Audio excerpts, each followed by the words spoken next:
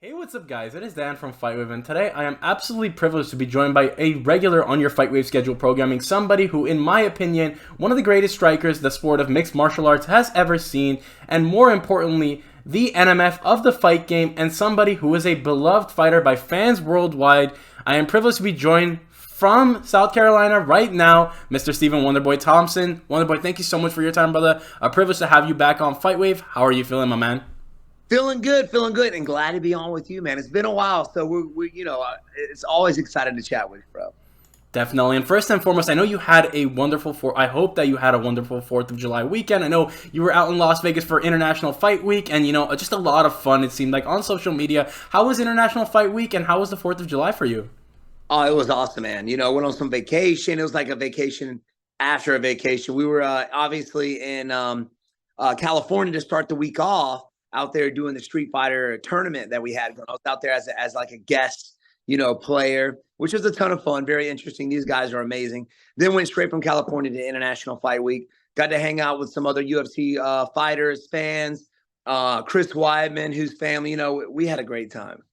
No, yeah, and then of course, I know I saw that you had a track day, went to the track, and then of course you had the Culture Kings takeover panel with Michael Bisping, Brandon Moreno, and Randy Brown. How was that experience like being able to take over Culture Kings? And I know there was a lot of fun. You guys had the punching machine competition, and I know you set the bar pretty high. So I gotta ask you, just how was those experiences? Like, when you talk about being able to have these wonderful experiences through the fight game, what was that experience like of going to the track and just being able to, of course, connect with a lot of fellow fighters and create some great moments? Yeah, man, that's why I love International Fight Week. It's kind of a chance for us to let our hair down in front of the fans, with the fans. Like you said, we're out there with Culture Kings, and that place is enormous. It's like it's like the biggest one in the world. Culture Kings in the world. There's one in Australia as well, but really cool clothing lines, shoes. I mean, you name it. It was pretty sick. So got to hang out with, like I said, a Moreno, Bisbing, Randy Brown, which was, we had a lot of fun there. Just as like a Q&A. We had a little competition going. I think I did a marshmallow competition with Moreno. I ended up beating him by one marshmallow.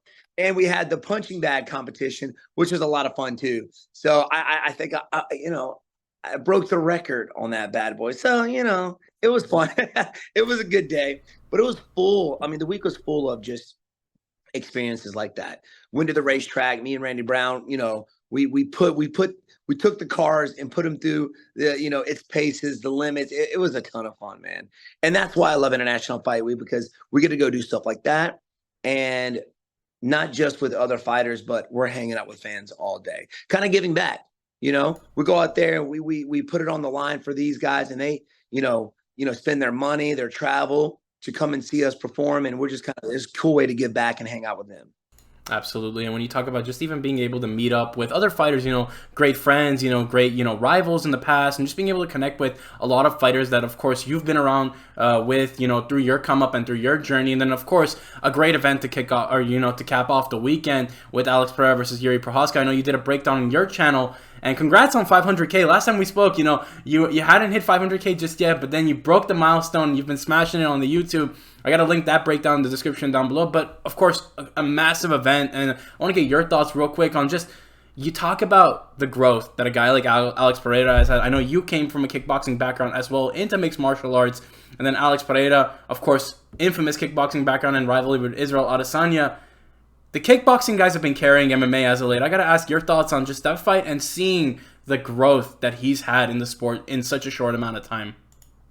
Yeah, man, it's pretty amazing to watch him kind of come up through the rankings, and of course his the the fights he had with Izzy Adesanya, and I think it was the rivalry that these guys had that kind of pushed him to the top as well. Um, you know, beating Izzy, and then getting finished by Izzy. So it was pretty cool to watch that happen. But once he went up in weight, he's been working guys, man. He was a big 185er. And I think he's in his realm at 205. People want to see him go up to heavyweight, but I think 205 is where his home is at. He just has a power to him. And only fighters really know what I'm talking about. But there's some guys out there that just have something about their punching and kicking ability to just be able to put people to sleep with one shot. That's a very, very scary person.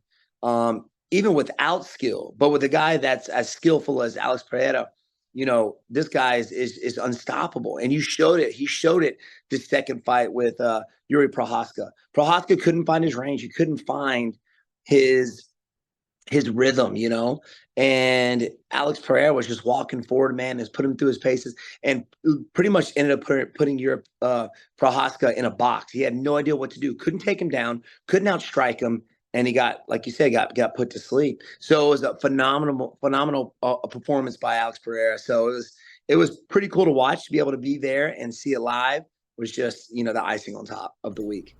Absolutely. And when you talk about just, a fight card that I really feel like will put a lot of fighters, just lights a fire under a lot of fighters. I know a lot of fighters after UFC 303 just incredibly excited to get back on track, a lot of them. And I know for you, just the perfect opportunity to re-energize, recharge before getting back into another training camp.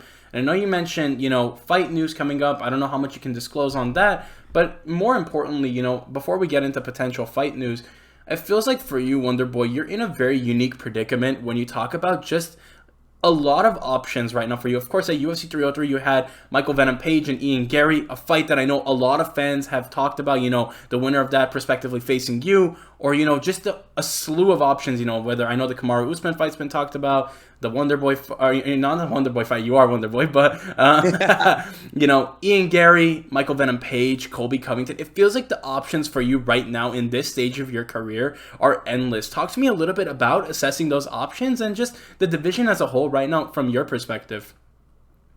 Yeah, man, I've been in the game for a long time, and I've been here for a while. So I'm kind of one of those guys that people look at, even if they're ranked above me. Like, for me to make it to the top and show the people that I'm the best striker, not just MMA fighter, I got to be a striker like Wonderboy, right? So I think that kind of makes sense for some of the guys that's ranked above me. I know Colby Covington's called me out, even though he's ranked higher. But I think Ian Gary is kind of past that. I think, he wants that title shot next after the Bilal and whoever wins that fight. So I think he's going to be, pushed forward. Maybe him and Shavkat would be a good one. Winner of that will go and fight. But on top of that, everybody wants to see, a lot of people want to see me in MVP. But we both know that, he said it better. He couldn't have said it better myself. He said a positive doesn't always make a positive. We're both counter strikers. We're both come from that karate world. And it could be just a match of us just standing in front of each other, waiting on somebody to do something, So I don't know if that will be the most exciting for the fans. But you got guys that are ranked above me that have called me out. Colby Covington, for instance, a lot of people have thrown that out there. And you got guys like, Joaquin Buckley and Randy Brown and a lot of these other guys that are up and coming who are also calling. So I'm just like, man, wait in line. You got everybody calling me out right now. But nobody has called me out, but Joaquin Buckley, like the entire time I was in International Fight Week, he's like, please, Wonderboy, give me the fight, man, give me the fight. So I don't have anything yet, but I'm just kind of pushing it out there. Hopefully, the UFC gets a hold of it and we get something going. There are some talks back and forth. Can't really disclose any information, but it's kind of a swing or miss. We'll see.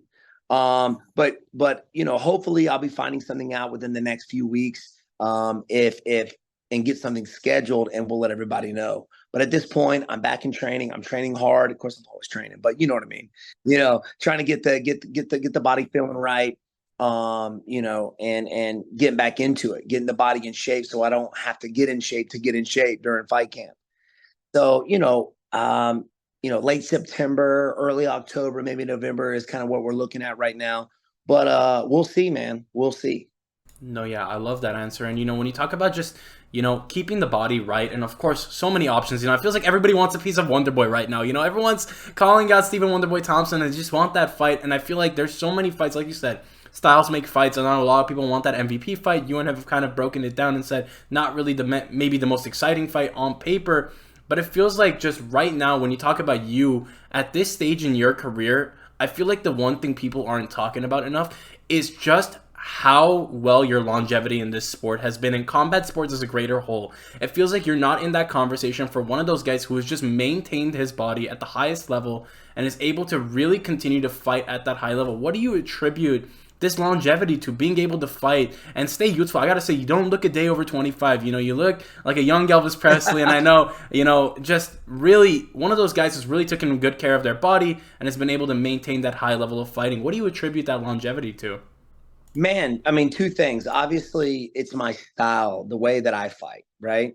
My style relies on a lot of movement, a lot of bouncing, which a lot of people, you know, they don't find that too comfortable, and it takes a little while to be able to develop the style that I have. It took, you know, my whole life coming from that karate background, and a lot of people, most of the time, they'll come up either doing boxing or wrestling or more of a Muay Thai stance, and they don't quite have that movement to evade the techniques. You know, I've been in the game for a long time, and you know, I know enough just to, you know, not always, but try to evade or deflect techniques coming at me so that they don't do too much damage. And I haven't taken a lot of damage in the fight sport when it comes to brain injuries and things like that. But the second thing is the way that I train. You know, now I've kind of mixed it up just a little bit, just because I am getting older and the body doesn't heal up like it used to. You know, the last few camps that I've been, I've spent more time in my physical therapy, my recovery than anything else. So I think I contribute that to both of those. You know, my style and training smarter. Training smarter is key, and not just getting in shape or training for a fight, but I also train constantly outside of the fight. So constantly keeping the body healthy as well, you know, kind of trying to keep it honed in. And I think that has a lot to do with the way that I look, the way that I, you know, diet as well is a big part. I don't go and splurge all the time. You know, every now and then I don't have the super clean diet, but I do kind of watch what I eat here and there. And just staying hydrated. So all those combinations kind of help, you know, the longevity. And I want to be I want to be the oldest fighter in the UFC. I think I can do it. I definitely think, you know, you and Jim Miller, just in terms of longevity, have really set that golden standard of guys who have really just been more mindful as they've gotten into the later stages of their career. And I know for you that mindfulness, you know, came really into play at the Utah card. I know at UFC 291, obviously a topic of hot discussion there for a little bit of time, but I know it's been resolved since. That level of mindfulness, you know, being mindful enough to know maybe, okay, as much as I maybe want to fight, I have to maybe take a step back and understand and assess the situation a little bit better and be able to have that maturity to continue to, you know, fight and make, you know, well obtained decisions. So talk to me a little bit about the decision making process behind the Utah card. Of course, for the fans who maybe don't know, the Michel Pereira fight that eventually, you know, fell underway. Talk to me a little bit about that decision making and, you Yeah. know, learning from past lessons. Yeah, man. And you hit the nail right on the head there. Looking at past experiences when it came to the Till fight, right? Flew all the way out to Liverpool. Till didn't make weight, and you know, I told myself then I would never let that happen again. You know, a lot of these fighters, they have to fight to make a living. I don't. You know, I'm here with the gym. This is my job. I fight for the honor, the glory, the money. You know, the money's just a bonus, but I do it to keep my body honed and you know, keep it active. But I told myself then I would never let that happen. Like somebody needs to take a stand because there was a lot of that going on the past few years. People not making weight, and I do it has to do with people maybe taking a slight advantage, maybe taking a pay cut now, so that when I do beat you, I move up in the rankings and get paid more. You know what I'm saying? It's almost like they're buying a spot in the top, you know? And I just don't agree with that. And I wanted to let the fighters know, hey, man, if they don't pull up their end of the bargain, you don't have to fight. Like it's in the contract. Like you agreed to make this weight, you got to honor it and make this weight. If not, you don't fight. So maybe we get more people doing that. People will honor it and, you know, and make the weight like they said they were going to do. But I had help with these decisions because as a fighter, I want to go out there and put on a show. There's a lot of people that behind the scenes that sacrifice their time, their bodies, so that way I can go out there and do what I have to do. And I want to go out there and do it for them, right? I feel like it's always all done for nothing if I don't go out there and fight. But thank goodness I'm mature enough and smart enough to have good people in my corner to help me navigate these decisions, correct? When there's a lot of people out there, man, we spend all this time in gym, go ahead and fight, just fight them anyway.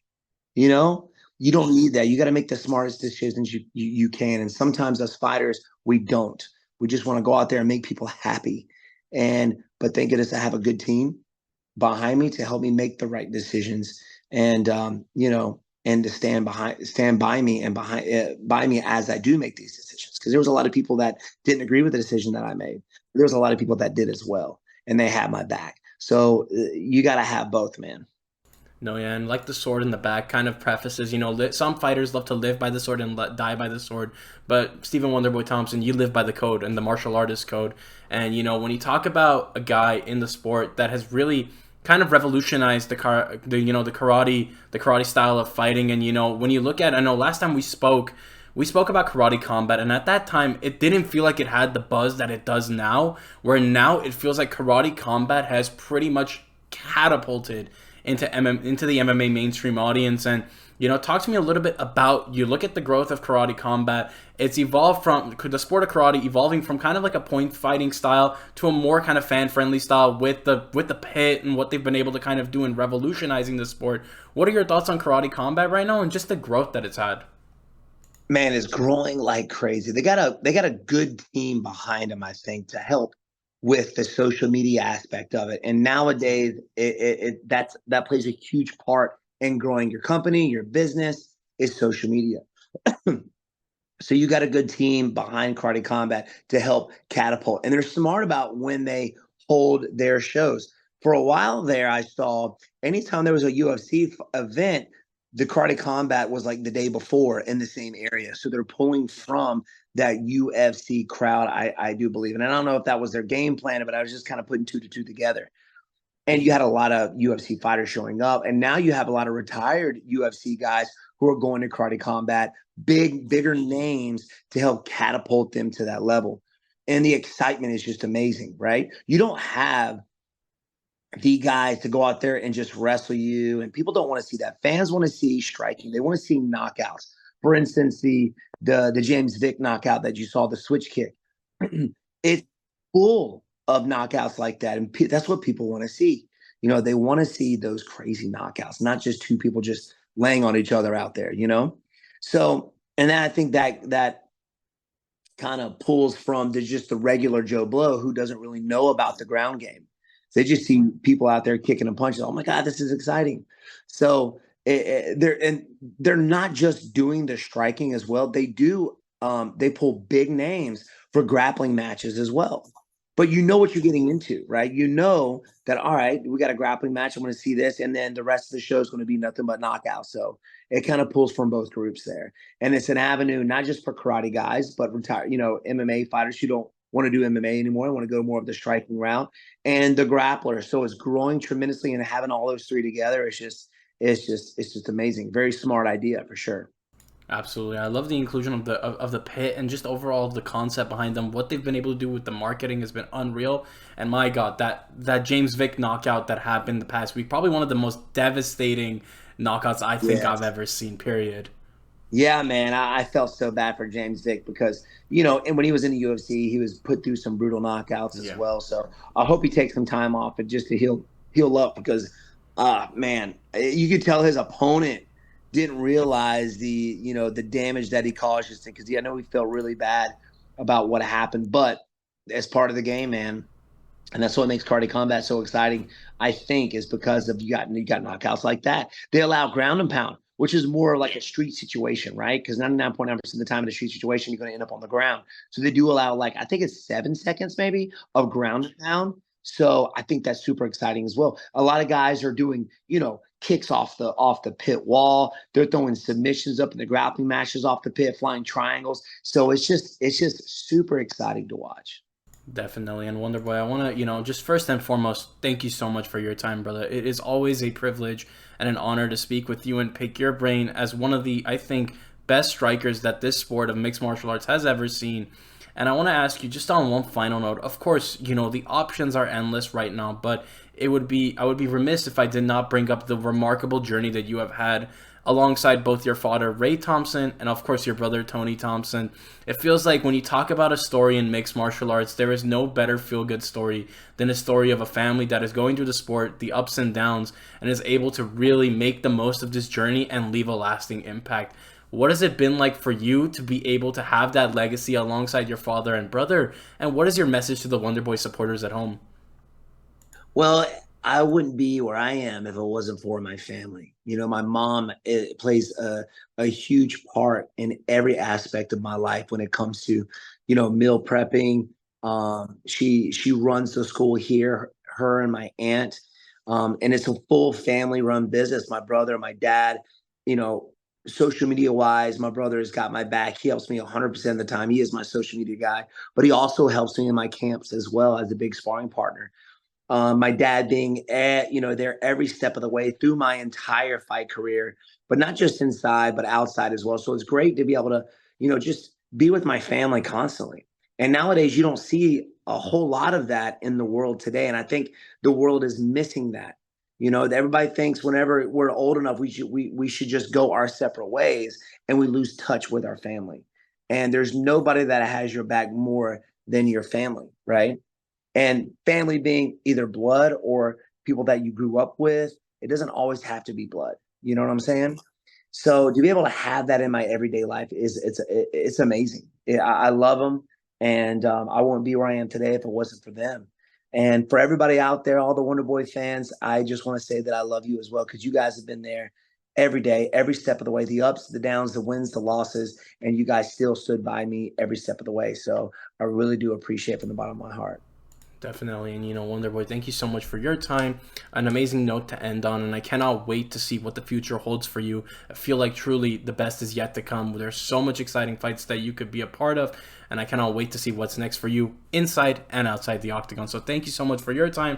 And to the fans at home watching, do be sure to check out Stephen Wonderboy Thompson on social media. I will be linking his YouTube in the description down below. Check out his UFC 303 breakdown and the other content. I know he did some work with Street Fighter. Check that out as well. It's been me, Dan, from FightWave. Hope you guys have enjoyed the interview. Do be sure to like, comment, subscribe, and have a blessed day, guys.